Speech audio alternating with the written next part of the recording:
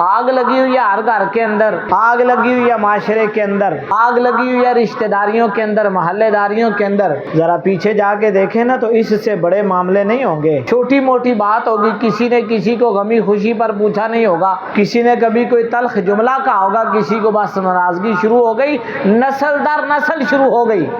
और ये जहर हम सिर्फ अपने पास नहीं रखते, अपनी आने वाली नस्लों के सीनों में भी मुंतकिल करते हैं। लोगों को खौफ ही नहीं रहा कि मरना भी है, अल्लाह की राह में जान भी देनी है, अपने किए का हिसाब भी देना है। लोगों को खौफ खुदा रहा ही नहीं। बच्चों की तरबियत के अंदर वो ये जहर शामिल कर देते हैं कि इस बंदे के साथ मेरे तलक ठीक नहीं, तेरे तलक भी ठीक नहीं होने चाहिए। तुम्हारे साथ तो कोई मामला हुआ होगा ना, बच्चे के साथ तो कोई मामला नहीं ना हुआ। नस्ल दर नस्ल उन नाराजगियों को पालते हैं। किसी ने हमें कत्ल करने का इरादा तो नहीं ना किया। जब पढ़ लिया है ना आपने ला इलाहा इल्लल्लाहु मुहम्मदुर रसूलुल्लाह, तो फिर इसको अपने ऊपर नाफिज कर लें। इकबाल कहता है ना, चुमी गोयम मुसलमानम बलरजम के दाना मुश्किलात ला इलारा।